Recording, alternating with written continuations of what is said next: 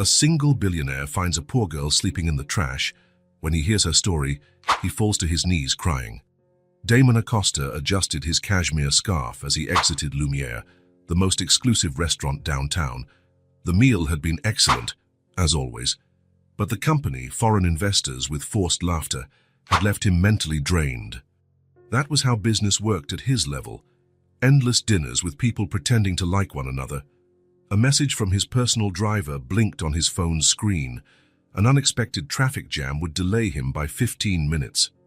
Damon put the phone back into his overcoat pocket and decided to walk for a while. The cold night air seemed more appealing than waiting in the restaurant lobby, where he would almost certainly be approached by acquaintances. The bright lights of the main avenue soon gave way to narrower, darker streets.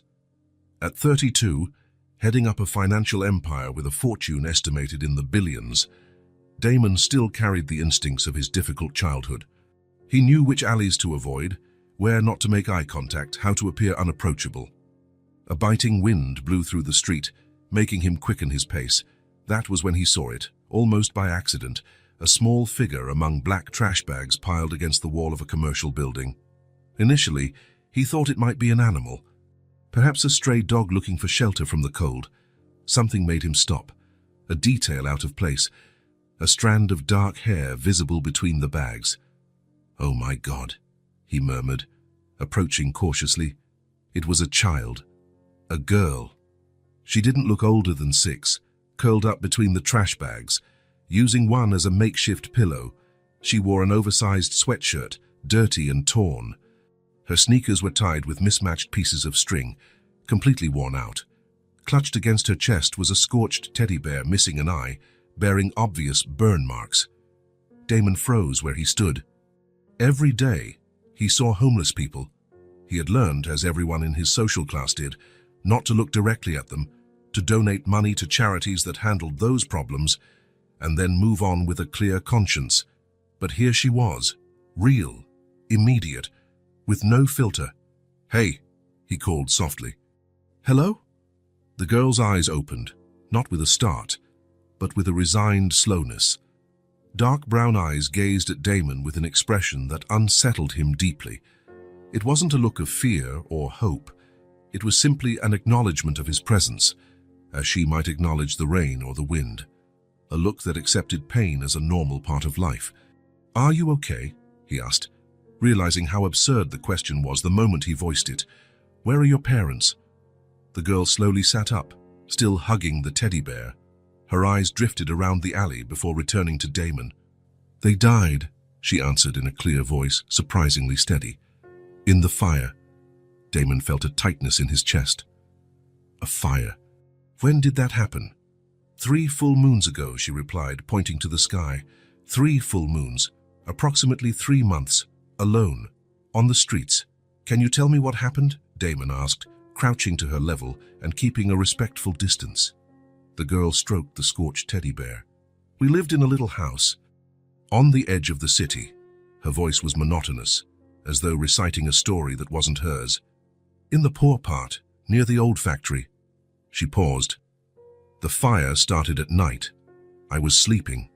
Dad pulled me out of bed, gave me Mr. Pause, and told me to run to the backyard. Mom was screaming in the kitchen. Her small fingers repeatedly smoothed the scorched ear of the bear. Dad said he would go get Mom. I waited under the big tree, like we practiced, but the fire got too big. Nobody came out." Damon felt tears forming in his eyes. "How have you been living since then?" he asked, and his voice choked. "On the streets," she answered simply. "I eat whatever I find, leftover food. Sometimes the people at that restaurant over there leave a sandwich for me." Something broke inside Damon. The child's words hit him with a force that no billion-dollar negotiation, no financial crisis had ever managed. Tears streamed down his face, unbidden and unstoppable. His knees gave way, and he found himself kneeling on the dirty ground of the alley, weeping before a little girl who seemed to accept her fate with a resignation no child should ever know. "What's your name?" he asked between sobs, trying to regain control. "Ellie," she replied, still stroking the teddy bear, "and he's Mr. Pause." Damon swallowed the lump in his throat. "Are you hungry, Ellie?" She didn't answer, but her stomach growled loudly. She squeezed the bear tighter, as if embarrassed. Damon's phone vibrated, his driver, letting him know he'd arrived at the designated spot. Damon looked at the girl, the cold night, the piles of trash. The decision required no thought. "Ellie," he said gently, "I have a big house and with warm food and a comfortable place to sleep. Would you and Mr. Paws like to come with me? Just for tonight, if you'd prefer." The girl watched him for a long moment, as though she could read his intentions. "Why?" she finally asked. The question caught Damon off guard. It was direct, honest, and unsettlingly mature. "Because," he began, unsure how to respond, "because no one should have to sleep on the street, especially a child." Ellie continued observing him, as if processing the information. "Can Mr. Paws come too?" she asked, her voice finally showing a trace of childishness. "Of course he can," Damon replied, feeling fresh tears well up. Ellie stood up slowly. She picked up a small torn backpack from beneath the trash bags, apparently containing everything she had in the world, and held out 3 small fingers for Damon. "Okay," she said simply. The driver kept a neutral expression when Damon appeared with a dirty, ragged child, but his eyes in the rearview mirror betrayed his surprise. He was paid handsomely for his discretion. "Home, sir?" he asked, opening the limousine door. "Yes," Damon replied, helping Ellie inside. The girl looked around the luxurious interior of the car, her eyes widening slightly, the first genuinely childlike reaction she'd shown. "It's like a spaceship," she whispered to the bear, running her hand over the smooth leather seats. During the ride, Ellie remained silent, staring at the city lights through the window. Damon, in turn, couldn't take his eyes off her. He felt he was truly seeing another human being, for the first time in years. The building he lived in occupied an entire block in the most exclusive neighborhood of the city. The duplex penthouse offered a 360-degree view. The doorman, the security guard, and the elevator operator greeted Damon with their usual deference, diplomatically avoiding direct gaze at his small companion. As the private elevator doors opened directly into the apartment's foyer, Ellie finally spoke. "Do you live in the sky?" Damon felt something strange in his chest, a sweet and painful tightening at the same time. "No," he answered gently, "just very high up." The 8,000-square-foot apartment, with its minimalist decor and priceless art, had always been a source of pride for Damon. Now, seeing it through the eyes of that little girl, it seemed cold and artificial. "You must be hungry," he said, guiding Ellie to the kitchen he rarely used. He opened the refrigerator, embarrassed that he didn't know what to offer. There was champagne, caviar, imported cheeses, but nothing that seemed suitable for a child. "What do you like to eat?" he asked. Ellie shrugged. "Anything," she replied. "I'm not picky." Those simple words struck Damon like a new wound. Such a small child shouldn't have learned to be not picky about food. He found pasta, tomato sauce, and grated cheese. He had never cooked in his life, but how hard could it be? While the water boiled, he called his assistant. "Sophia, cancel all my appointments for tomorrow," he said quietly, watching Ellie, who was now placing Mr. Paws on the counter as if he were seated. "All of them. But there's the board meeting and the Japanese investors. No exceptions. And I need you to buy some things for a child. A girl of about 6, clothes, shoes, toys, the basics." The silence on the other end of the line was telling. "A child?" Sophia finally asked. "Yes. And I need everything by morning, as early as possible. Damon, do you have a daughter?" He looked at Ellie, who was now speaking softly to the scorched teddy bear. "No," he replied. "Not yet." Surprisingly, the pasta turned out edible. Ellie ate slowly, taking small, careful bites like someone who had learned to make food last. "There's more if you want," Damon said. Ellie looked at him distrustfully. "Really? Really?" After the meal came bath time. Damon showed her the guest bathroom, larger than many apartments, and explained how the shower worked. "Do you think you can wash yourself?" he asked, uncertain. Ellie nodded. "I've always managed on my own." Another sentence no child should ever have to say. The water ran for a long time. When Ellie finally emerged, wrapped in one of Damon's white t-shirts that fit her like a dress, She was unrecognizable. Her clean face revealed delicate features. Her hair, now visibly brown, fell in damp curls around her shoulders. Mr. Paws looked cleaner, too. "You washed your bear?" Damon asked, surprised. "He was dirty," she replied simply. "We take baths together." Damon led her to the guest bedroom. He prepared the king-size bed, feeling strangely clumsy. "If you need anything during the night, my room is over there, see? The door at the end of the hallway." Ellie nodded, climbing onto the bed with some difficulty. She carefully settled Mr. Paws beside her. "Good night, Ellie," Damon said, heading for the door. "Good night," she replied, already heavy-eyed. "Thanks for the pasta." Damon stood in the doorway long after Ellie had fallen asleep. Watching that small figure lost in the vast bed, her fingers still gripping the teddy bear even in slumber, something had changed, something fundamental. The apartment was still the same. The expensive furniture, the spectacular view, the artificial silence guaranteed by soundproof windows, all unchanged. But Damon was not the same. For the first time in his adult life, perhaps the first time since his own childhood, he felt not the passing annoyance of a failed deal, not the fleeting satisfaction of material success, not the superficial pleasure of brief company. It was something deeper, more genuine, something he didn't know how to name, but instinctively recognized as essential. He remembered the boy he had been, before the money, before the power, before he learned to armor his heart and turn relationships into transactions. That boy would have stopped to help Ellie without hesitation. Sitting in the hallway, Damon cried again, not for what Ellie had lost, but for what he himself had forgotten. And as the sun began to rise over the city, he made a silent promise to the girl sleeping inside and to the boy he had once been. This would be just the first of many nights Ellie would sleep safely. He wouldn't let her go back to the streets, no matter what it took. For the first time in his life, Damon knew with frightening clarity exactly what he wanted. And it wasn't more money, more power, or more recognition. He just wanted to be the kind of person that little girl needed him to be. The sun illuminated the hallway, bathing Damon in its golden light. The house was still the same, but he most certainly was not. The silence of the early morning was broken by a harsh, dry sound. Damon woke immediately, senses on alert. For a moment, he was disoriented in the darkness of his own bedroom, unsure what had disturbed his sleep. Then he heard it again. A cough, small, stifled, as if the person coughing tried to muffle the sound. Ellie. Damon sprang from bed, not bothering with slippers or a robe over his silk pajamas. He hurried down the hallway, guided only by the faint emergency light near the private elevator. The door to the guest room was slightly ajar, just as he had left it a few hours before. He pushed it gently. "Ellie."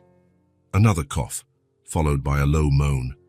Damon turned on the most distant lamp from the bed, letting a soft glow illuminate the room without glaring directly on her. The girl sat in the huge bed, hugging Mr. Paws, her eyes shiny and her face flushed. Even in the dim light, Damon could see beads of sweat on her small forehead. "My throat hurts," she said, her voice raspy. Damon approached and, hesitantly, placed the back of his hand against her forehead. It was hot, very hot. "You have a fever," he noted, feeling a wave of panic he couldn't recall experiencing before.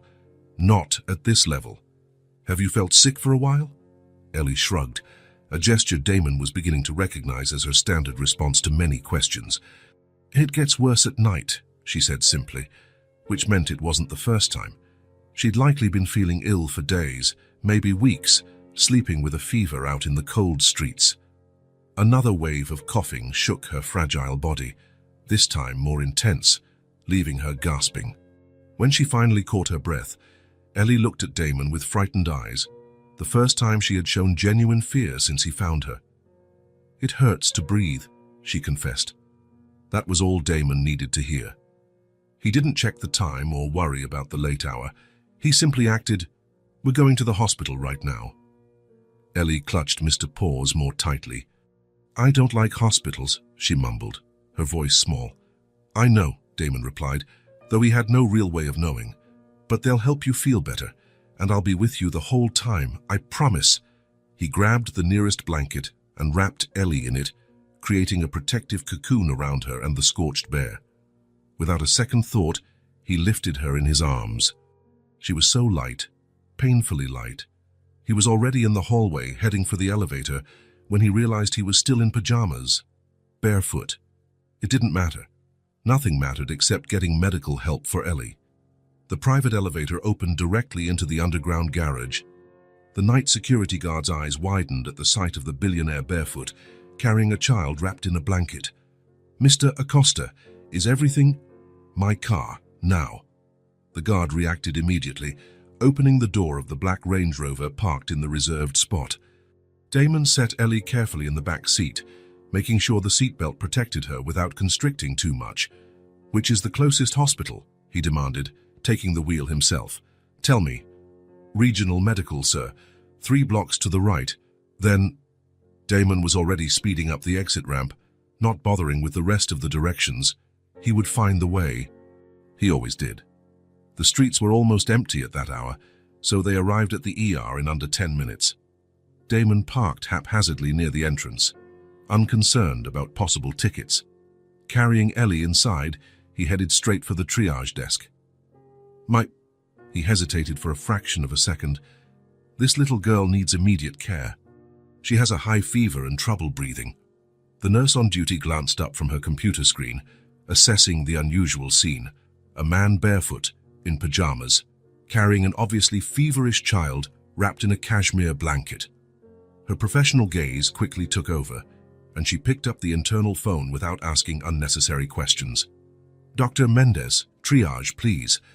Pediatric patient with respiratory difficulty." Within seconds, a small team approached with a gurney. Damon was reluctant to let Ellie go, but he knew he had to trust the professionals. "Remember what I promised," he whispered to the girl. "I'm staying with you the whole time." Ellie nodded weakly, still clutching Mr. Paws as she was placed on the gurney. Her eyes never left Damon's. "Are you the father?"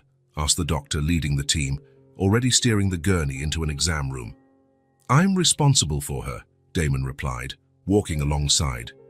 The doctor gave a small nod, accepting the non-answer for now. There was a patient to treat. "What's her name?"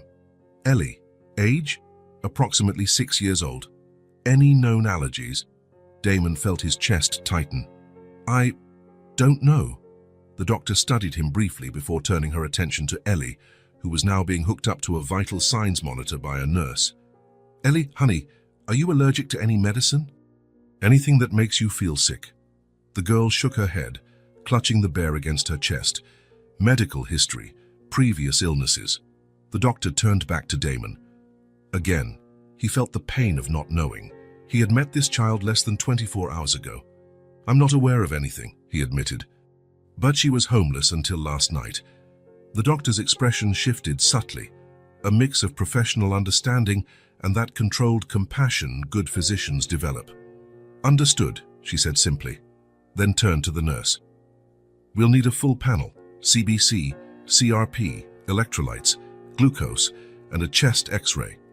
The next hour was a blur of activity. Damon stayed by Ellie's side through every procedure, holding her small hand while she eyed the needles, masks, and machines with distrust. When she was taken for an X-ray, she was allowed to bring Mr. Paws as long as he stayed out of the exposure area. Finally, they were placed in a small observation room. Ellie was already breathing better, thanks to a nebulizer and fever medication. She was drowsy but fought sleep, as if afraid everything would vanish if she closed her eyes.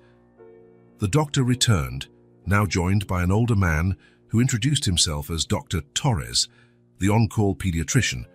Both examined a chart of results. "Mr. Dr. Torres looked inquiringly at Damon. "Acosta, Damon Acosta." A brief flicker of recognition crossed the doctor's face, quickly replaced by professional neutrality. "Mr. Acosta, we need to talk about Ellie's condition. We can do that right here. Or would you prefer somewhere more private?" Damon glanced at Ellie, who was now struggling to keep her eyes open. "Here is fine. I promise not to leave her." The doctor nodded, quietly approving the decision. "Ellie has an early-stage pneumonia, likely the result of an untreated viral infection that worsened. It's not severe yet, thankfully, but it could have become serious quickly without treatment. He paused, allowing Damon to absorb the information. Additionally, she shows signs of moderate malnutrition and multiple vitamin deficiencies. Nothing irreversible, but concerning for a child in a crucial developmental phase. Damon nodded, each word hitting like a blow. Even knowing she had been living on the streets, hearing the clinical impact was devastating. There are also, the doctor hesitated, lowering his voice, some signs of old physical trauma, small fractures that healed without proper medical attention, a toe that was broken and never treated, some scars. Damon closed his eyes briefly, fighting a wave of anger.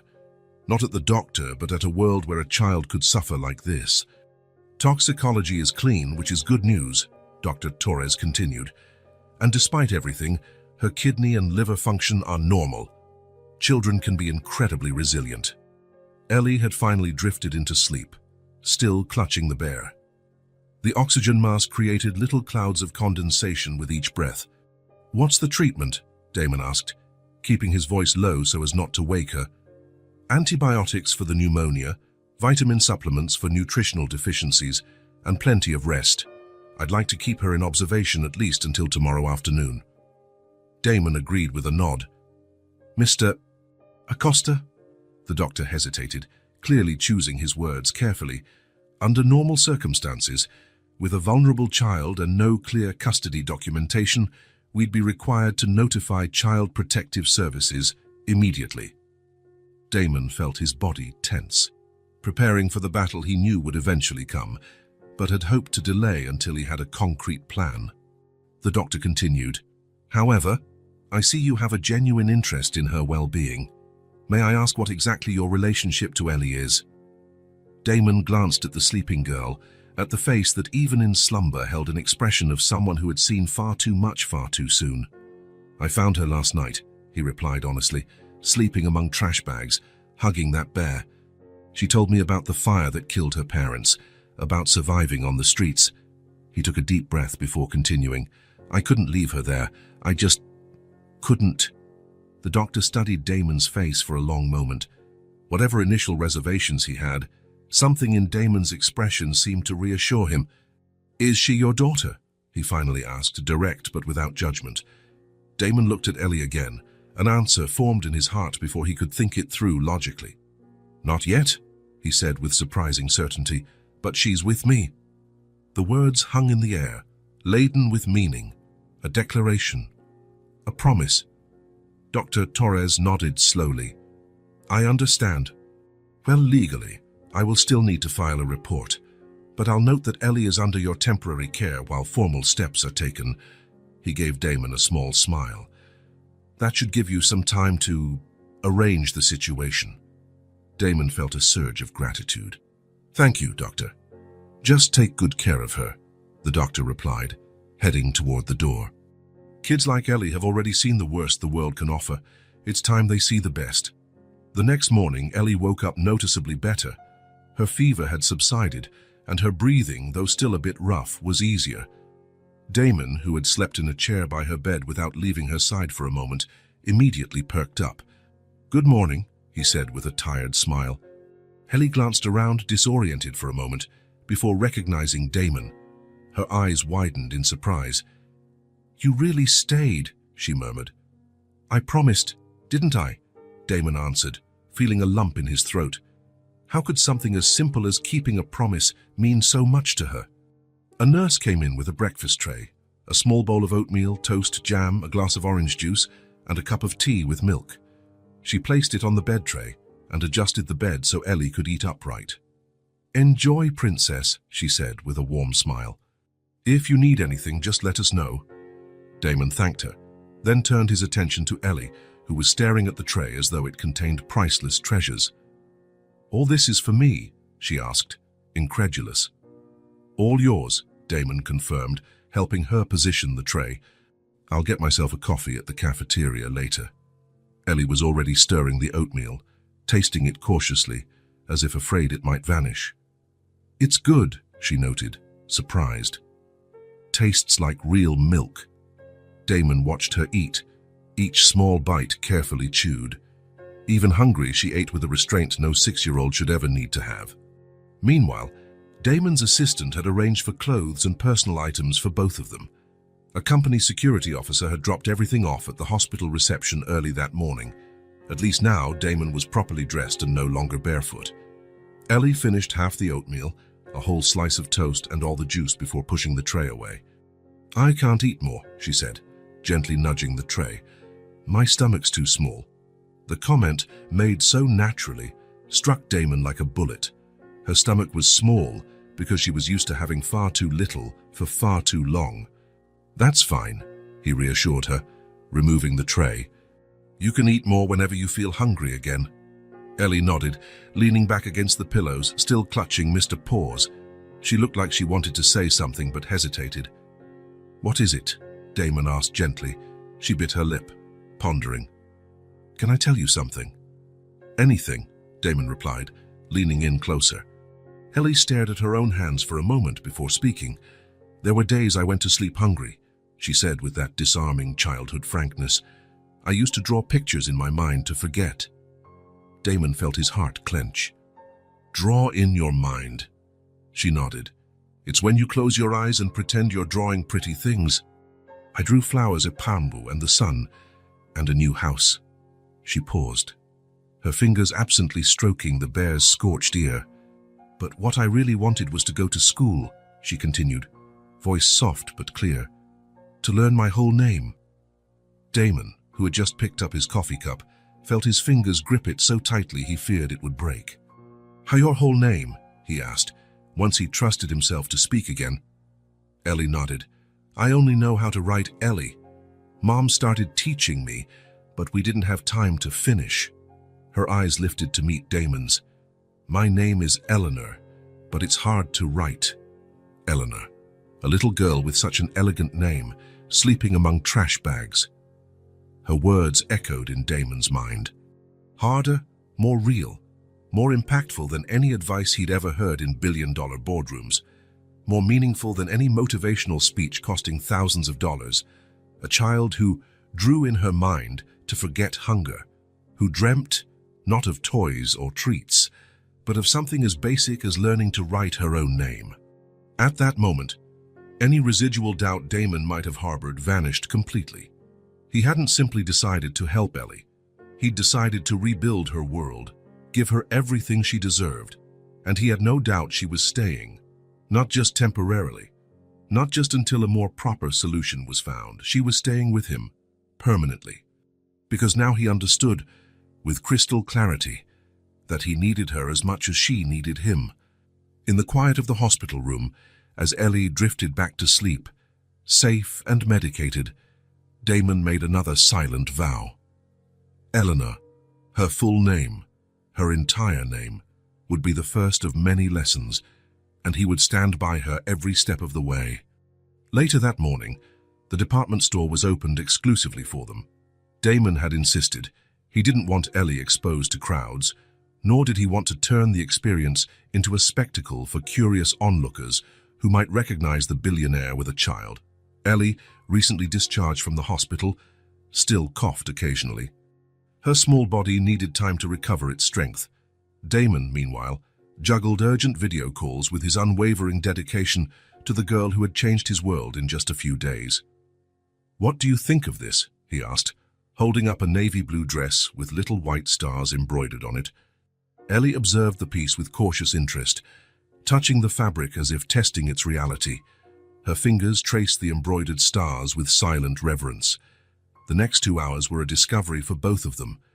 Damon had never helped a child pick out clothes. Ellie had never had the chance to try on new clothes, much less choose what she actually liked. At first, she accepted everything without protest. Damon had to watch her carefully to see what genuinely appealed to her, an extra sparkle in her eyes, a slight smile, fingers lingering over a particular fabric. "We don't have to buy everything," he said gently, realizing how large their pile of chosen items had grown. "Only what you really like." That was when Ellie finally gathered the courage to speak up. "Can I pick one thing I really, really want?" "Of course," Damon replied. "What is it?"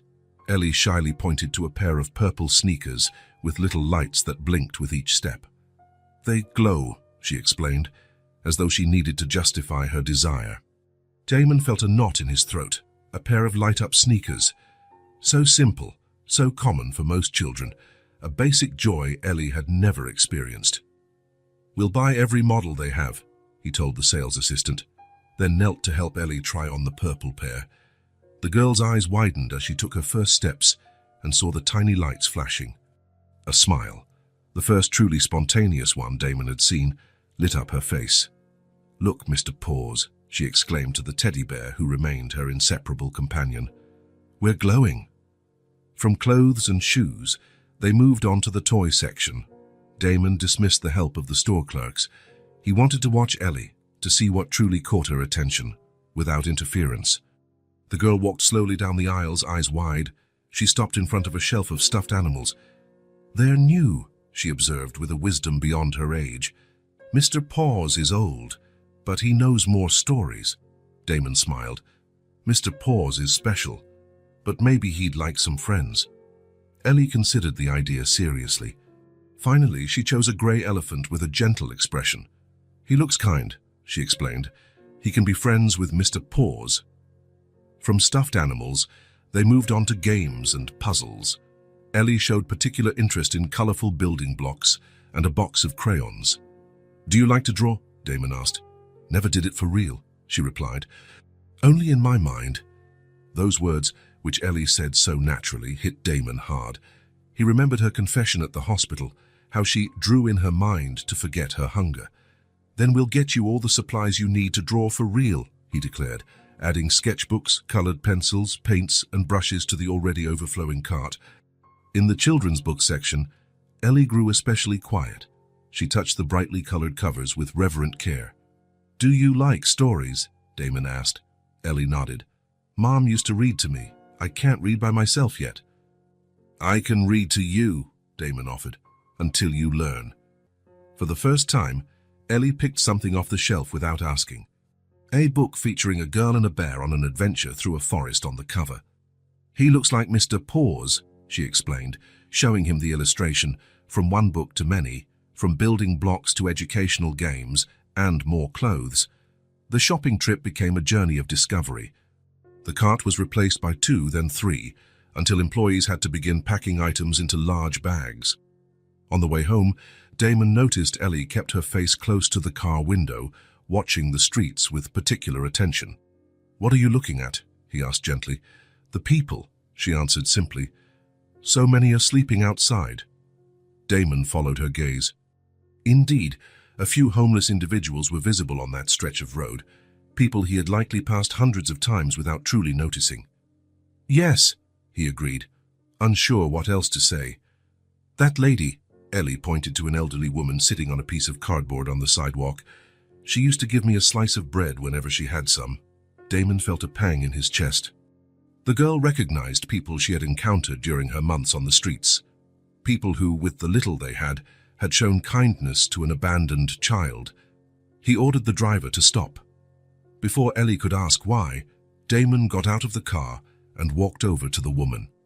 He spoke to her briefly, placed something in her hand, and returned to the vehicle.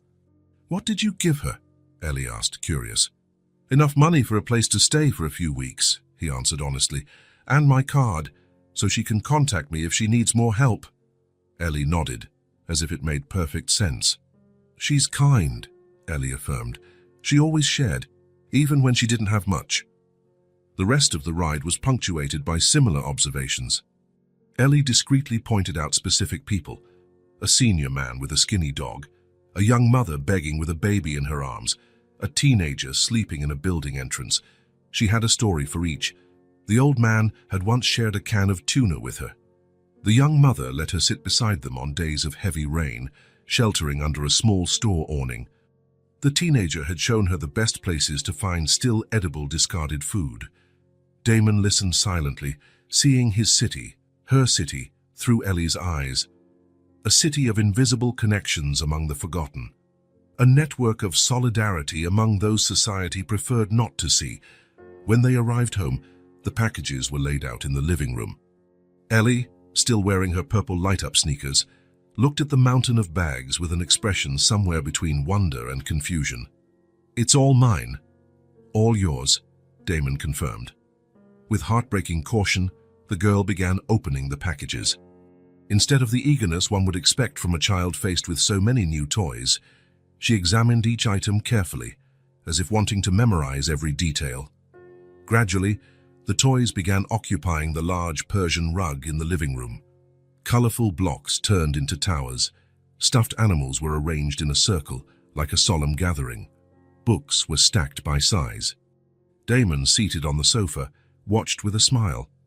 He couldn't remember the last time he'd cancelled so many appointments in a row, or the last time he'd spent so much time at home. And, surprisingly, he didn't miss the adrenaline of meetings, negotiations, and professional achievements. He was completely absorbed in the transformation happening right there on his imported rug, the transformation of Ellie from a street child into simply a child. Suddenly, he noticed she was watching him. There was something different in her eyes now, an unspoken question. Ellie stood up, holding a box of building blocks. She walked over to him, her sneakers flashing with each step, and held out her small hand. "You can play too," she said, her voice an earnest invitation. Damon looked at that outstretched hand, at the face that, for the first time since they'd met, truly looked childlike in its hopeful expression. Without hesitation, he set his phone aside and slid off the sofa to join her on the rug, kneeling beside her.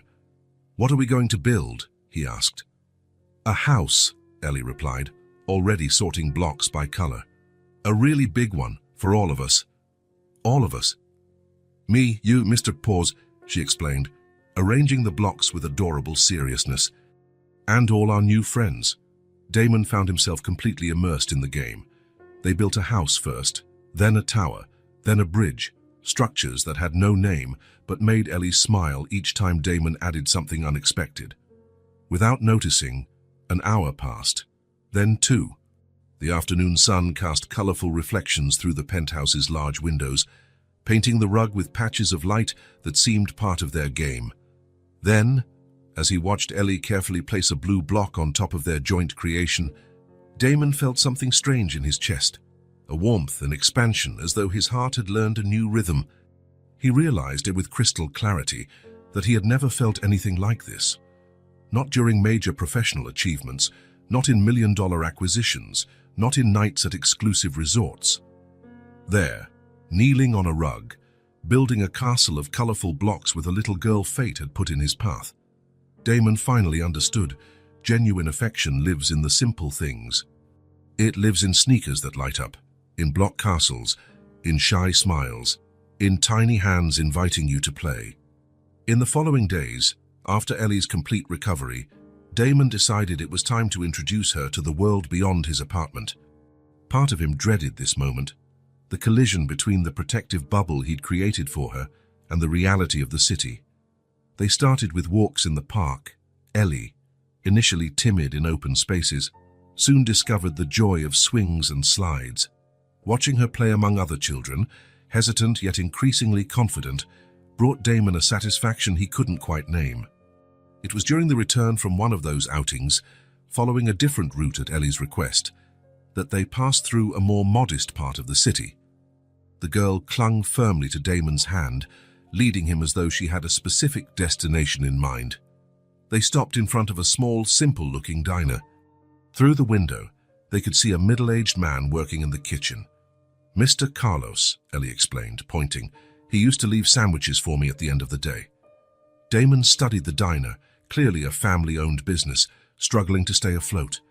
The kind of place he'd never have gone to, the kind of person he'd never have met.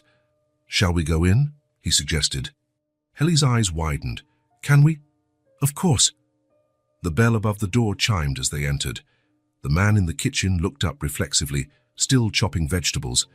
Then he paused, looking more closely. "Little Ellie?" he called out, incredulous. Ellie offered a shy smile, partially hiding behind Damon's legs.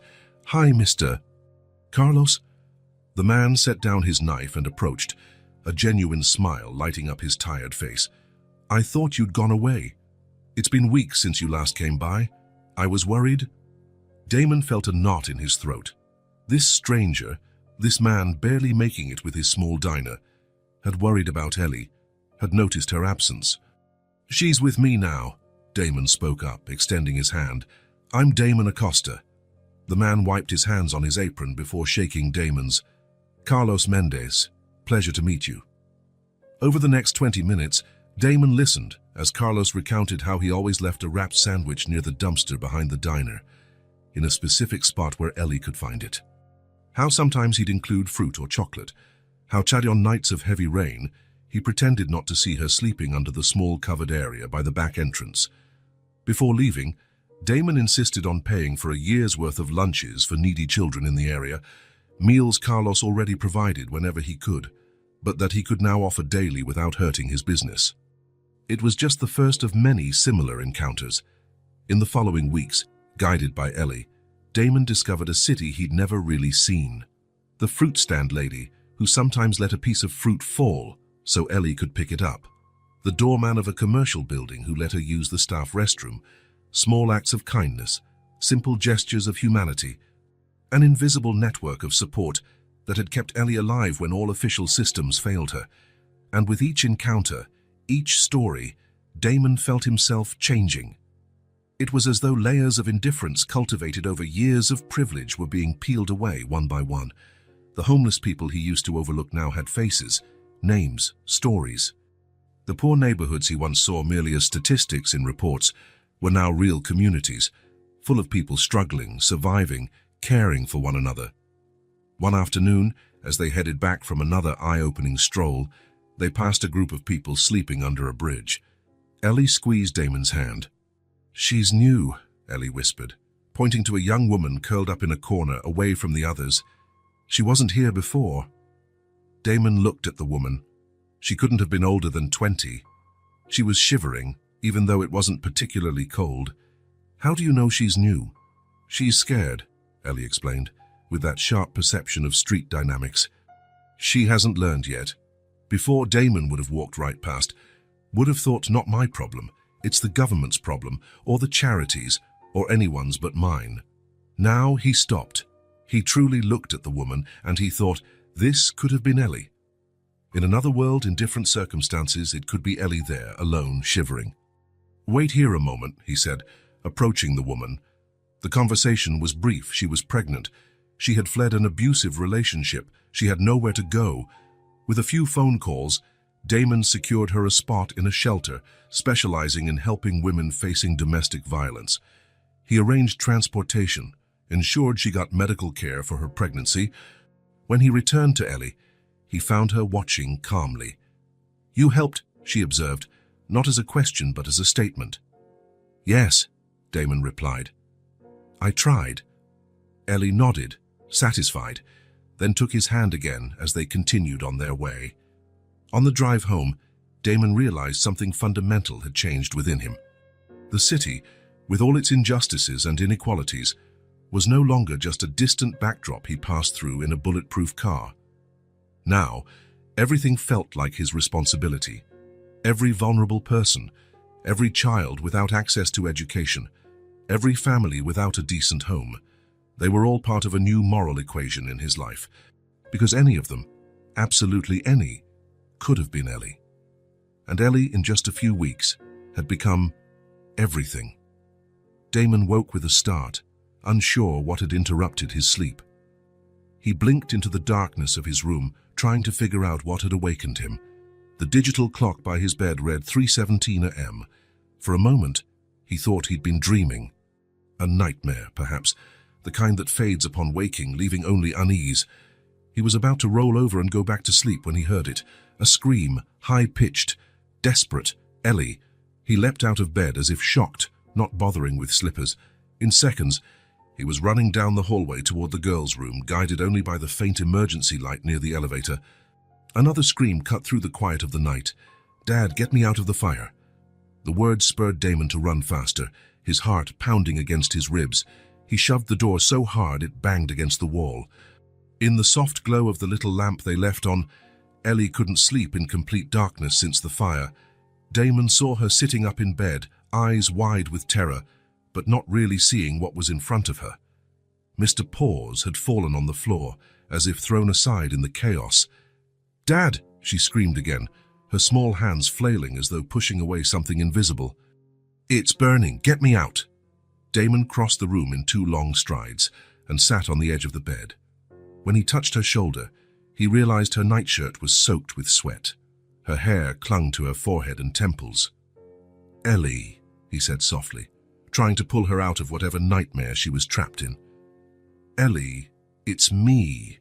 Damon, but she remained locked in the dream, eyes open but unseeing, reliving the flames of a memory that refused to fade.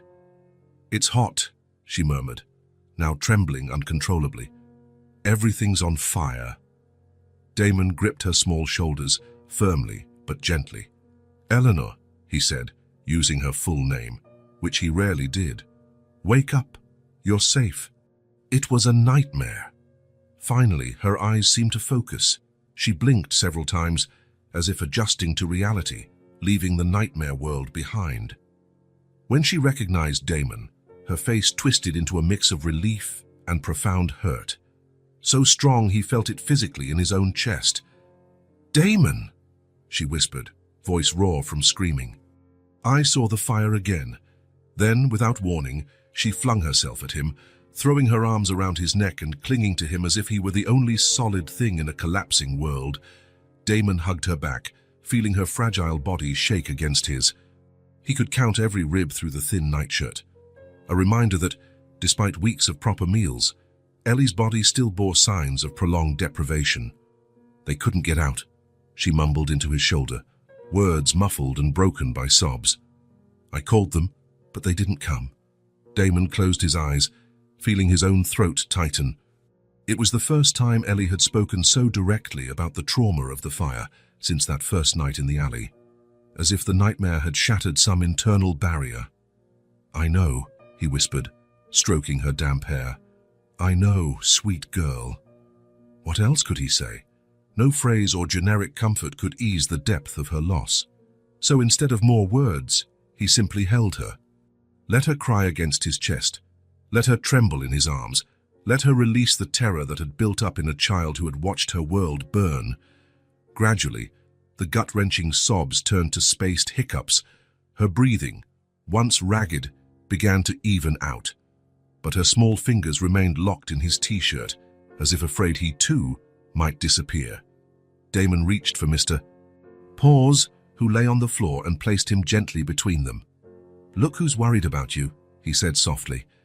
Ellie looked at the scorched teddy bear, her constant companion on the streets, her last link to her old life. "He has nightmares sometimes too," she murmured, stroking the bear's ear with trembling fingers. "Sometimes he cries softly when he thinks I'm asleep." Damon felt something break inside him.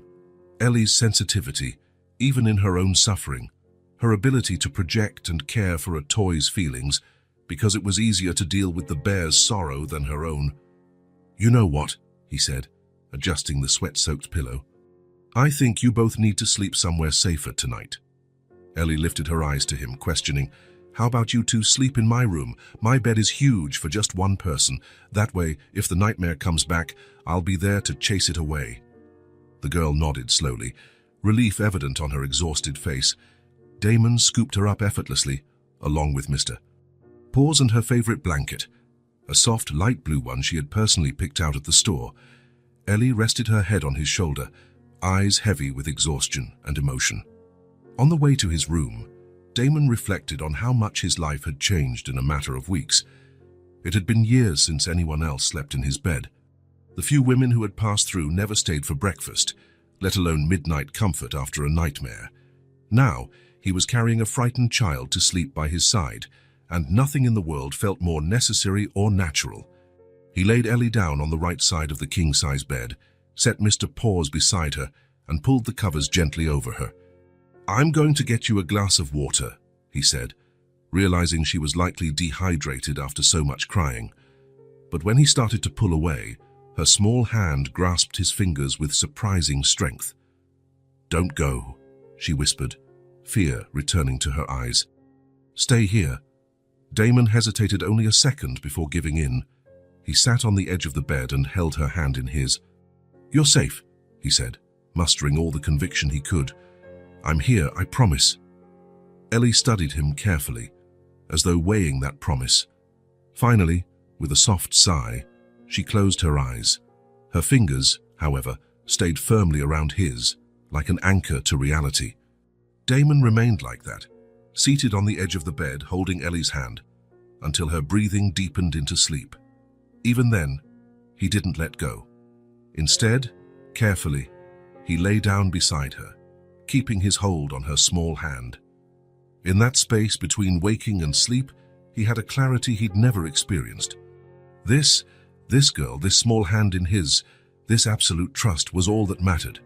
Not the billion-dollar contracts, not the hostile takeovers, not the corporate empire he'd built. None of it compared to the responsibility of keeping that one promise. "I'm here." He remembered how he had found her in that dark alley, sleeping among trash bags. How she had survived alone for months, hiding, scavenging, braving cold and fear. How, in spite of it all, she could still smile when her shoes lit up, still worry about a teddy bear's feelings, still trust someone again. And he knew, with a certainty that transcended any rational thought, that he would never let go. That he would do whatever it took to ensure this extraordinary survivor never faced the world alone again. Ellie shifted in her sleep, snuggling closer to him, still holding tight to his hand. And Damon, once labeled a ruthless strategist by the business press, who sealed billion-dollar deals without blinking, discovered he was prepared to rearrange the entire universe for this little person sleeping beside him. She slept in his arms, and he did not let go. After that night of nightmares, Damon couldn't bring himself to return to work the next day. For the first time in years, he cancelled all his meetings without giving much explanation. Sophia, his assistant, had to juggle excuses for important clients and partners while her boss stayed home, sitting at the edge of a child's bed, watching Ellie sleep. Her breathing had normalized, but the terror of the previous night lingered like an invisible presence in the room. Damon couldn't shake the image of Ellie screaming for her father amidst the flames of a traumatic memory. When he finally resumed his routine 2 days later, he did something he never imagined. He completely reorganized his schedule to be home every night before 8. Eating dinner with Ellie, helping her bathe, reading a bedtime story. Those moments became non-negotiable in his calendar. "Damon, you know we can't postpone the meeting with the Japanese again," Sophia warned, entering his office with a pile of folders. "They've rescheduled twice already and are starting to suspect something's wrong with the deal." Damon tapped his fingers on the desk, glancing at the clock. It was 6:15. "Schedule it for tomorrow, 9 in the morning," he replied, shutting his laptop. "I need to go home." The entire office was buzzing with rumors about the change. The once relentless Damon Acosta, who used to work late into the night and demanded the same from his team, now had strict departure times. Speculation ran wild, a serious illness perhaps, a secret affair. The truth, which few knew yet, was far more transformative. Damon was in the process of securing temporary custody of a little girl he'd found on the streets.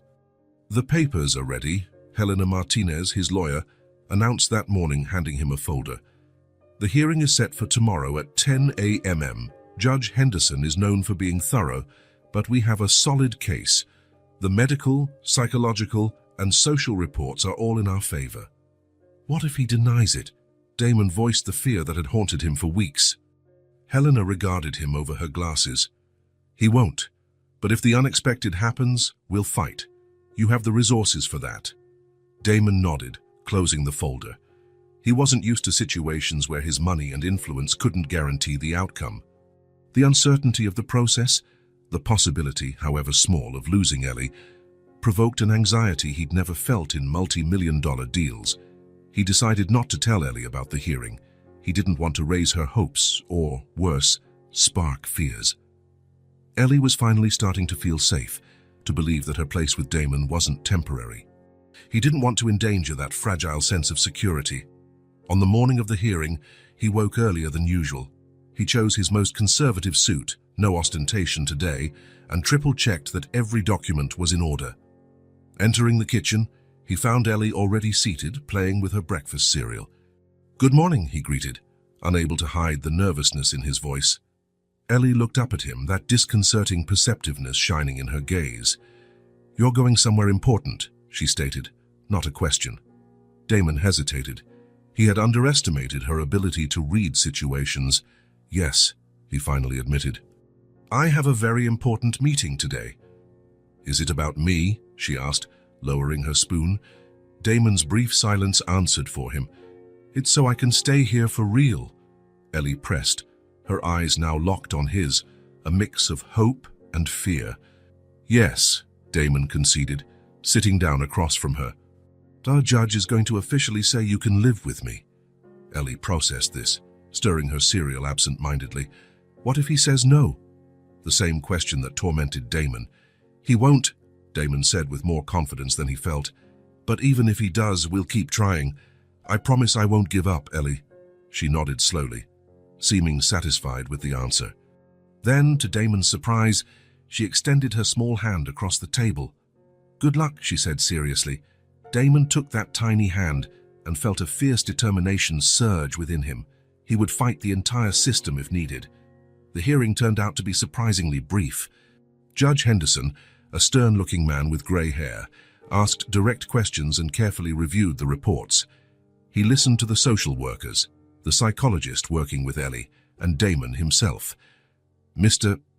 Acosta," the judge finally said, "this court grants temporary custody of the minor Eleanor Santos to you for 6 months, after which we will reassess for a decision on permanent guardianship. Monthly progress reports are required." Damon felt a wave of relief so intense he feared his legs might buckle. Temporary custody. The first official step. Legal recognition of something his heart already knew. Returning home, he found Sophia waiting in the lobby, looking urgent. "The video conference with Los Angeles started 20 minutes ago," she informed him, handing over a folder. "The board is waiting. It's the vote on the TechVision acquisition." The TechVision acquisition. The deal Damon had been crafting for months. $4 billion. A transaction that would shape the entire next fiscal year. "I'm on my way," he replied automatically, taking the folder. He rode the elevator up to the penthouse, finding Ellie in the living room, drawing. When she saw him, her face lit up. "What did the judge say?" she asked, setting down her colored pencils. "He said yes," Damon smiled. "You stay with me." Ellie's smile, once so rare, now becoming more frequent, spread across her face, but it soon grew serious again. "You have to work now?" she asked, noticing the folder in his hands. "Yes, I have a very important meeting," Damon explained. "Lisa, your babysitter, will stay with you." Ellie nodded, returning to her drawing with a resigned acceptance unbefitting such a young child.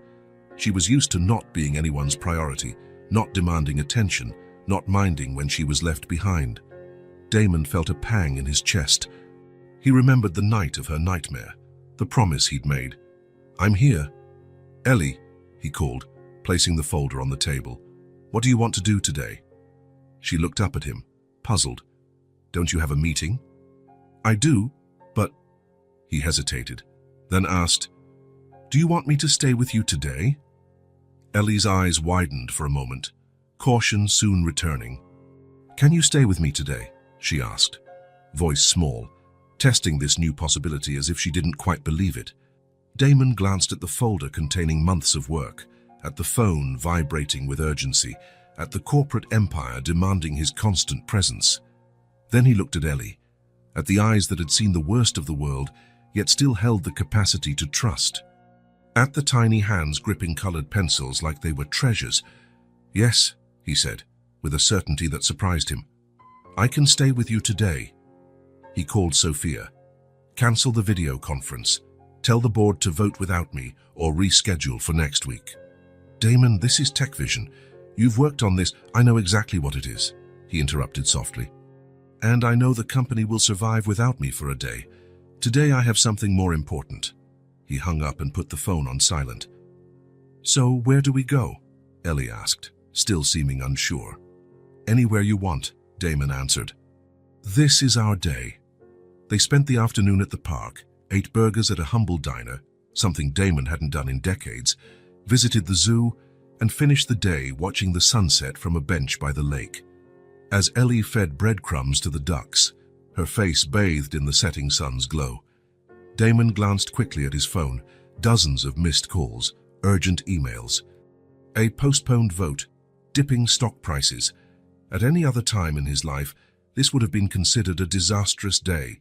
But watching Ellie, peaceful as she fed the ducks, Damon knew he had made the right choice. Emails could wait. Meetings would be rescheduled. Stocks would recover. This moment would not come again. As he mentally reorganized his life, his commitments, his priorities, Damon realized a fundamental truth. Being a father wasn't just about providing shelter, food, and safety. It was about learning to choose heart over spreadsheets, love over logic, the present moment over strategic planning. And for the first time, he understood why this wasn't a sacrifice, it was a privilege. The idea took shape in Damon's mind during his walks with Ellie around the city. The girl, now more confident by his side, began pointing out places and people who had been part of her street life. "That's where Mr. John sleeps," she'd explain, pointing to a gap between two commercial buildings. "He shared his cardboard with me when it got really cold." Or, "The flower lady let me stay near her stand when it rained a lot. She said I scared away thieves." Each story revealed an invisible network of solidarity, small gestures that kept Ellie alive during those months of abandonment. People who, despite having little on, still shared what they had. After one of these walks, Damon spent the entire night awake, planning. By dawn, he had the outline of a project in mind.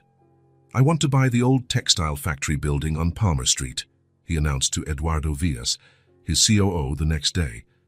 "That one in the run-down industrial district?" Eduardo asked, confused. "That area has little commercial value and—" "It's not going to be a commercial venture," Damon interrupted. "It will be the headquarters of the Aurora Foundation."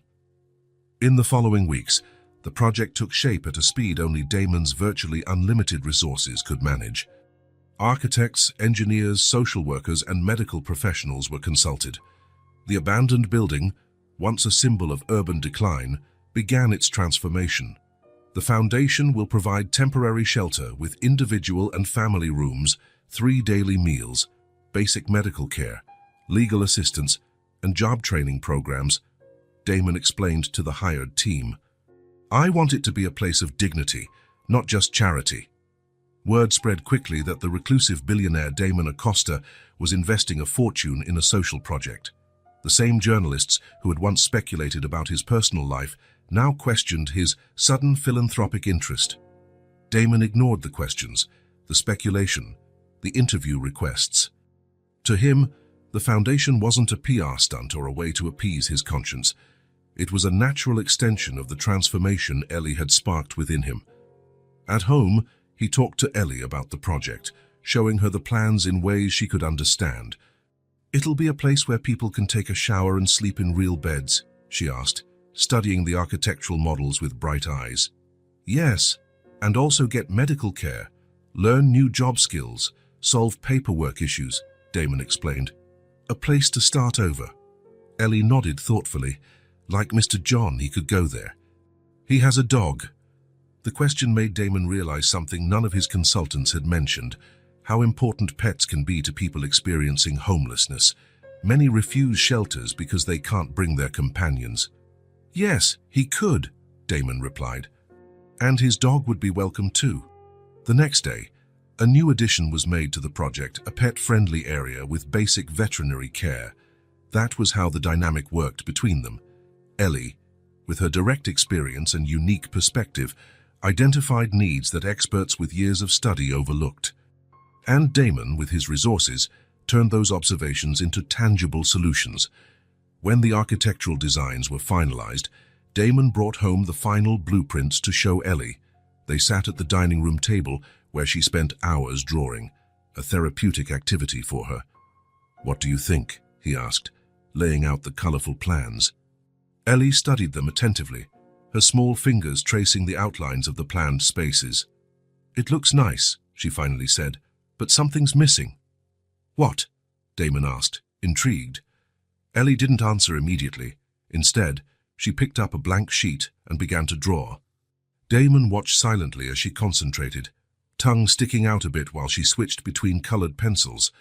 Half an hour later, she held up the finished drawing. "Like this," she announced. It was a house.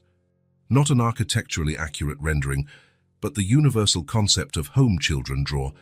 A rectangle with a triangular roof, square windows with curtains, a chimney with smoke, and flowers out front. On the door, in careful writing, the word "Welcome." Damon stared at the drawing for a long time. It was simple, childlike, and somehow more perfect than any polished plans he'd commissioned. "That's exactly what it was missing," he finally agreed. "Can we use it?" Ellie nodded, handing him the drawing with solemn care. On the morning of the official press conference to announce the Aurora Foundation, Damon's office received a special delivery. Ellie's drawing, now framed in a simple yet elegant frame. Without fanfare, he placed it in the center of the stage where the announcement would be held. When journalists and guests arrived, many wondered why a child's drawing hung among sophisticated scale models and high-tech presentations. Damon offered no explanation at first. Only when he took the microphone did he connect the dots. "The Aurora Foundation was born from a simple question," he began. "Why do we allow people to live on the streets in one of the wealthiest cities in the country? Why do we accept this as normal?" He paused, looking at the framed drawing. "It took a child to show me what had been in front of my eyes for decades, to teach me to see not just abstract problems, but real people. To remind me that effective solutions begin with something as simple as an open door and a single word, welcome." Camera flashes captured the moment Damon touched the frame reverently. No one in the auditorium fully grasped the personal transformation that gesture symbolized. The headlines the next day focused on the millions invested, the innovative architecture, the pioneering programs the foundation would implement. They speculated on Damon Acosta's motives behind his philanthropic turn. None captured the simple truth Damon now knew with absolute certainty. The Aurora Foundation hadn't been born out of guilt, charity, or a corporate strategy. It wasn't born of statistics or studies on social inequality. It hadn't even been born solely from his own personal transformation. Its mission had grown from the love of a child who, having known the worst of humanity, could still draw open doors and write welcome. A child who, even after sleeping among trash bags, dreamed of homes where everyone was safe. That night, after the media frenzy died down, Damon found Ellie waiting at home. She greeted him with the question she always asked after his absences. "Did everything go okay?" "Yes," he answered, sitting beside her. "Thanks to your drawing." Ellie smiled, that smile growing less rare every day. "You're going to help a lot of people, right?" "We are," Damon corrected. "This project is just as much yours as it is mine." The girl nodded, satisfied, and went back to her new drawing, another house, another garden, another world where everyone was welcome. And Damon realized, watching her, that he had received far more than he had ever given. In trying to save Ellie, he had found his own salvation. The official envelope arrived on an otherwise ordinary Wednesday, while Damon was reviewing expansion plans for the Aurora Foundation. The family court letterhead made it stand out from the usual correspondence. New hearing date for re-evaluation of the temporary custody of Eleanor Santos. 6 months had passed quickly. 6 months of transformations, lessons, and small daily victories. Ellie's first day attending any form of school, her first birthday party, the first time she said goodnight without fear of the nightmares returning. Damon had known this moment would come. Temporary custody had always been just the first step. Now the system wanted to see if he was suitable as Ellie's permanent guardian and, potentially, her adoptive father. "Mr. Acosta, do you have a minute?" The voice of Lisa, the social worker assigned by the court to monitor Ellie's case, interrupted his thoughts. She made monthly visits, observing Ellie's adaptation and assessing Damon's household. "Sure, come in," he replied, indicating the chair in front of him. Lisa sat down, adjusting her red-framed glasses while consulting her notes. "The re-evaluation hearing is scheduled for next week," she began. "I need to inform you it will be a more rigorous process than when you were granted temporary custody." Damon nodded, waiting for her to continue. "The court has appointed a full multidisciplinary team. You and Ellie will be interviewed separately. There will be additional psychological evaluations, and a deeper investigation into your background and your capacity to raise a child with complex trauma." "I understand," Damon replied, managing to keep a neutral tone despite the tension building in his shoulders. "We'll do whatever is necessary." Lisa hesitated, choosing her words carefully. "Damon, I must be honest. Despite Ellie's obvious progress and the excellent environment you've provided, there are concerns." "What kind of concerns?" "Well, the traditional profile the system prefers for adoption or permanent guardianship is not yours. Typically, it's established families, couples with prior experience raising children, more conventional people." "You're saying I'm unsuitable because I'm single?" Damon asked, a hint of challenge in his tone. Lisa sighed. "It's not my personal opinion. My reports have consistently been positive, as you know. But the evaluation committee and the judge may have reservations, your relative youth, the fact that you're single, your lack of prior experience with children, your demanding work routine." "Which I've completely adapted over the last 6 months," Damon interrupted. "Yes, and that's in my reports," Lisa assured. "But I'm trying to prepare you for the questions that will come up. It'll be intense scrutiny. We don't want any surprises." After Lisa left, Damon remained in his office, gazing at a framed photograph on his desk, Ellie on a park swing, smiling openly, a snapshot taken just a few weeks before. How could he explain to the court that this rare smile was the best proof of his success as her guardian? In the days leading up to the hearing, Damon prepared as if for the most important negotiation of his life. He reviewed every report, every evaluation, every document pertaining to the case. He consulted experts in family law, child psychology, and other adoptive parents. But mainly, he tried to keep Ellie's routine stable. He didn't want her feeling the uncertainty weighing on him. "Why are you awake?" asked her sleepy voice one night, when Damon, unable to sleep, was reviewing documents in the living room. He looked up surprised and saw Ellie standing in the doorway, hugging Mr. Paws. "Just working a bit, sweetie," he said, trying to sound casual. "Go back to bed, it's late." Instead of obeying, Ellie approached, noticing the papers spread out on the table. "They're about me?" she asked, recognizing her name on one of the pages. Damon hesitated, then nodded.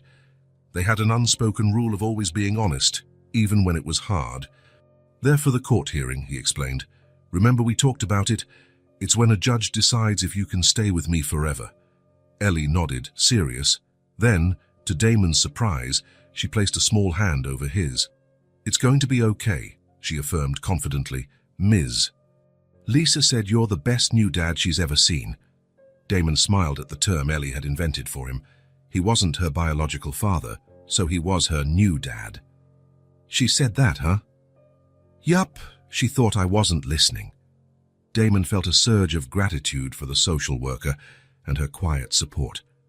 Maybe the system wasn't entirely against them. On the day of the hearing, the family court was especially busy. Wearing his most conservative suit, Damon held Ellie's hand as they walked to the assigned room. Helena Martinez, his lawyer, waited at the entrance. "They're all in there," she said in a low voice. "The full evaluation committee, plus Dr. Phillips as an independent consultant, and Judge Henderson." "Any surprises we should know about?" Damon asked. Helena hesitated. "We received last-minute notification. A distant cousin of Ellie's was located in another state. She's not seeking custody, but the fact that there's living biological family could influence the decision." Damon felt Ellie tighten her grip on his hand. He glanced down, seeing her eyes widen. "I don't know any cousin," she said quietly. "Don't worry." Helena knelt to speak at Ellie's level. "No one can take you away if you don't want to go. The court always considers what's best for you." When they entered the room, Damon was struck by its oppressive formality. Unlike the smaller hearing for temporary custody, this was a proper courtroom. Judge Henderson presided from a high bench, while the evaluation committee, a psychologist, psychiatrist, senior social worker, and family law specialist, occupied a side table. Lisa gave them a discreet smile from her seat near the committee. Following protocol, Ellie was gently guided to a separate room by a child psychologist. There, she would undergo her own interview, away from the pressure of Damon's presence. "It'll be fine," he whispered to her, bending down for a quick hug before she left. "Just say what you feel, like we practiced." Ellie nodded bravely, though her lower lip quivered slightly. With Ellie out of the room, the real interrogation began. "Mr. Acosta," began Dr. Rivera, the committee's psychiatrist, "over the past 6 months, you have provided a stable environment for Eleanor, and reports show significant progress in her development. However, we have concerns about the sustainability of this arrangement." "What concerns, Doctor?" Damon asked, striving for respect in his tone, despite the rising tension. "You're a single, relatively young man with no prior experience with children and a highly demanding career," she explained. "Eleanor has complex emotional needs stemming from severe trauma. Her recovery will require years of consistency, patience, and emotional availability." Another committee member, Dr. Marcus, a psychologist specializing in childhood trauma, leaned forward. "Mr. Acosta, do you realize what it truly means to raise a child with Ellie's history of trauma? Behavioral difficulties can manifest unpredictably in the coming years. Nightmares, regression, attachment issues, possible academic problems. The initial phase you've experienced could be the easiest." The word easiest made Damon clench his fists under the table. Nothing in the last 6 months had been easy. The sleepless nights after nightmares, the seemingly inexplicable crying spells, the moments Ellie withdrew completely, reliving terrors she could barely name. Then he remembered the other moments. Her first genuine laugh, the first time she let him braid her hair, the day she ran into his arms after school, instead of waiting timidly for him to approach. Damon took a deep breath and looked squarely at the committee. "I don't know everything," he admitted, surprising even his lawyer with his candor. "I'm not naive enough to think I fully understand what Ellie went through or what she'll still face, but I do know what she means to me." He paused, gathering his thoughts. "When I found Ellie, I was a different man. Someone who measured worth in numbers, who saw people as statistics. Because of her, I changed everything. My routine, my priorities, my worldview. I learned to be patient when I never was. I learned to listen when I always preferred to speak. I learned to put someone else first, for the first time in my life." Judge Henderson, who had been quietly observing, gestured for him to continue. "Mr. Acosta, we understand you've formed a bond with the child, but this court must consider her long-term best interests. How do you plan to balance your demanding career with Eleanor's ongoing needs?" "I've completely reorganized my company to prioritize Ellie," Damon replied. "I've delegated responsibilities, cut down on travel, implemented remote work so I can be available. I created the Aurora Foundation, inspired by her, and now we run our social projects together. She comes with me, shares ideas, learns about helping others." Helena stepped in, providing concrete details. "My client reduced his workload by 60%, instituted remote work 3 days a week, and transferred 40% of his executive responsibilities to ensure he's available for Eleanor." The hearing lasted nearly 2 hours. Every aspect of Damon's life was scrutinized: his childhood, past relationships, physical and mental health, finances, educational plans for Ellie, strategies for handling her trauma. When Ellie returned, escorted by the psychologist, she looked tired but calm. She held a new drawing in her hands. "Eleanor was very participative in our interview," the psychologist explained. "She expressed herself mainly through drawings, as is her habit. She asked to show this one to the court." Judge Henderson gestured for the drawing to be handed to him. He examined it for a moment, then passed it to the committee. Damon caught a brief glimpse of it, a picture of Ellie and him holding hands outside the home they now shared. Above them, a large, smiling sun. In the corner, Mr. Paws looking on. "Eleanor," the judge addressed the girl gently, "would you like to say anything to the court?" Ellie looked from Damon to the judge, then to the committee. Her voice was small but firm. "I want to stay with Damon. He promised he wouldn't leave me, and he never breaks his promises." The silence that followed was tangible. "Mr. Acosta," the judge said, "do you have a final statement?" Damon stood, heart pounding. He had prepared a careful speech with Helena, supported by data and verifiable commitments. But looking at Ellie, at her trusting, hopeful eyes, he knew no scripted statement would suffice. This wasn't about calculated arguments. He reached into his jacket and pulled out a small folder. From it, he took some of Ellie's drawings from the past months, the earliest ones just hesitant scribbles, the latest, more detailed pictures of them in the park. "Your Honor, members of the committee," he began, his voice more earnest than he'd ever used in a courtroom. "I could list all the changes I've made, all the resources I can offer, all the guarantees I can provide. But the simplest truth is this." He paused, meeting the judge's gaze. "She saw me when I no longer saw anyone. When I walked through the world blind to others' suffering, she made me stop and look. She taught me how to love, to pause, to care." Damon handed the drawings to the judge, who studied them intently. "I never planned to be a father. It wasn't in my vision of success, but she chose me that night out of all the people who passed by that alley. And I won't let go." His voice wavered on the final sentence, cracking under the emotion he tried to contain. "These drawings show our journey, from a girl who barely trusted enough to hold 3 of my fingers, to the child who now runs to meet me at the end of the day. I'm not perfect. I'm learning every day. But I promise to keep learning, adapting and growing for her." The silence was profound. Even Helena seemed surprised by the raw emotion in Damon's statement, normally so composed. Judge Henderson examined the drawings a moment longer, then set them down carefully. "This court will consider all evidence presented today, as well as expert reports and Eleanor's interview," he announced formally. "Given the complexity of the case and the need to thoroughly review every aspect, I'm reserving my decision for a new hearing in 1 week." As the judge left and the committee members gathered their materials, Damon felt the weight of uncertainty settle over him. 1 week of waiting, 1 week of doubts. Ellie approached and took his hand naturally. "So you spoke so nice," she said simply. Damon managed to smile despite his apprehension. "I just told the truth." As they left the room, Lisa drew near discreetly. "That was good testimony," she whispered. "The drawings, that was a brilliant touch. It's the purest evidence you could offer." "It wasn't calculated," Damon admitted. "They're the only documents that really matter to me." Lisa nodded, understanding.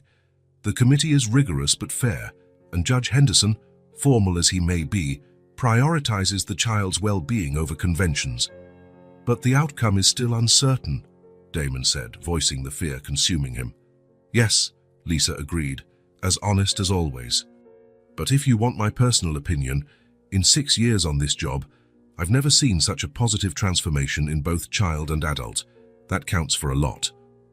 Leaving the courthouse, Damon looked at Ellie walking beside him, her small hand firmly in his. He noticed how she now walked with her head held high, how her steps were more confident, how she no longer flinched at every unexpected noise. Whatever the final decision, that transformation was real, and it was worth fighting the entire system for. The week leading up to Judge Henderson's final decision was the longest in Damon's life. Every phone call made his heart skip. Every new email raised hopes, then dashed them when it wasn't news from the court. By day, he maintained a facade of calm for Ellie's sake. By night, when she slept, he allowed himself to consider the unthinkable. What if he lost? On the eve of the final hearing, his lawyer, Helena Martinez, called. "I just spoke to the judge's clerk," she said, barely containing excitement. "I can't confirm anything officially, Damon, but I think you should prepare a celebration for tomorrow." Damon felt a wave of hope, but refused to embrace it fully. Years of corporate negotiations had taught him that nothing was certain until the final signature. The next morning, he helped Ellie into her favorite dress, blue with small embroidered butterflies. Mr. Paws wore a makeshift bow tie of matching ribbon. The drive to the courthouse was quiet. Damon struggled with his anxiety, while Ellie gazed out the window, absent-mindedly stroking the bear's scorched ear, a gesture she made when nervous. The courtroom felt less intimidating this time. Maybe because they knew the layout, or maybe because Lisa had arranged for them to arrive early and get comfortable. When Judge Henderson entered, everyone stood. He scanned the room briefly before his gaze settled on Ellie and Damon. After the opening formalities and the reading of final reports, The judge cleared his throat and began his verdict. As stated by child welfare guidelines, this court must always prioritize the best interest of the child. We have thoroughly evaluated the environment provided by Mr. Acosta, the progress Eleanor has shown, the emotional bonds formed, and the stability of this arrangement. The judge paused, adjusting his glasses.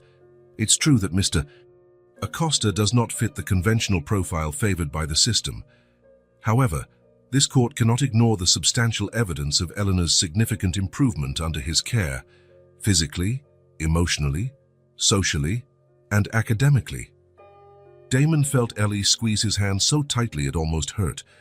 Therefore, it is the decision of this court to grant permanent guardianship of Eleanor Santos to Mr. Damon Acosta, with a favorable recommendation to begin full adoption proceedings should both parties wish to pursue it. The words hung in the air for a moment. Permanent guardianship, legal confirmation of what his heart had known for months. Beside him, Ellie looked confused by the legal terminology. "What happened?" she whispered. Damon knelt to her level, tears already welling in his eyes. "It means you're staying with me. Forever, if you want." Ellie's face lit up, and then something rare and precious happened. A smile that started small and grew until it took over her whole face, until it reached her eyes, until it became a laugh that filled the formal courtroom. Ignoring protocol, she threw her arms around Damon's neck. "Forever," she repeated, as a statement of fact. After wrapping up paperwork and exchanging congratulations, they left the courthouse. But instead of heading straight home, Damon took an unexpected turn. "We have an important appointment now," he said as he drove. "What appointment?" Ellie asked curiously. "One we've postponed while waiting for the judge's decision," Damon replied with a mysterious smile. "It's a surprise." 20 minutes later, they parked in front of a traditional uniform shop. Ellie's eyes widened when she realized, "It's for the new school?" she asked, her voice a mixture of excitement and nerves. During the provisional custody period, Ellie had received tutoring at home. The decision not to immediately enroll her in a formal school was recommended by psychologists to help her adapt and catch up academically. "Yes, for the Rainbow Institute," Damon confirmed. "You start on Monday." The school had been carefully chosen. A small institution with a personalized approach, well equipped to support children with past trauma. Inside the store, a sales assistant greeted them, having already set aside the required items. Navy blue skirt, white blouse, sweater with the school emblem, white socks, and black shoes. "You can try them on in the fitting room, sweetheart," she said kindly. Damon waited patiently, checking a few emails on his phone, when he heard the fitting room curtain open. He looked up and felt an unexpected tightness in his chest. Ellie stood fully dressed in the uniform. The navy blue contrasted with her now healthier, longer brown hair. Her new shoes gleamed. The sweater fit snugly on her small shoulders, no longer bony after months of proper nutrition. But most striking was the expression on her face. She regarded her reflection with a mix of surprise and wonder, as if seeing someone else. "How do you like it?" Damon asked, once he found his voice. Ellie turned slowly, checking every angle. Then she looked at him, her eyes reflecting a question that went far beyond the uniform. "Am I like the other kids now?" she asked, her voice revealing how important that question was to her. The question hit Damon like a punch, like the other kids. Normal, belonging. Everything she wanted after being singled out by abandonment and survival on the streets. Damon knelt in front of her, gently adjusting the collar of her new blouse. "You're better than anyone I've ever known," he answered with utter sincerity. "And this is just a uniform. What makes you special is right here." He lightly tapped her chest, where her heart beat. "Your courage, your kindness, your strength. That's what really matters. But yes, you look like a perfect student in that uniform." The smile she gave him in return felt like a ray of sunshine after a long winter. They bought all the necessary items, extra uniforms, notebooks, pencils, backpacks. Ellie insisted on carrying everything herself, though she could barely manage the bag's weight. Her pride in her new status was clear. Sanistams, Mark of the next morning, the first one in which Ellie was legally Damon's beyond question, both woke earlier than usual. Although school wouldn't start for days, Ellie asked to wear the uniform for a walk in the park. To get used to it, she explained seriously. Lisa said it's good to practice new things. Damon made a special breakfast, pancakes shaped like animals, a skill he'd recently acquired from single-parent cooking tutorials online. After breakfast, they walked hand in hand to the nearby park. Ellie, perfectly dressed in her uniform, kept glancing up every few steps to confirm Damon was still there. A habit that had lessened over time, but still appeared in important moments. "Do you think I'll make friends?" she asked as they crossed the grass. "I'm sure of it," Damon replied. "Who wouldn't want to be friends with someone as amazing as you?" Ellie considered his answer, serious. "But what if they ask about before, about the fire and the street?" Damon paused, sitting down on a nearby bench and motioning for her to join him.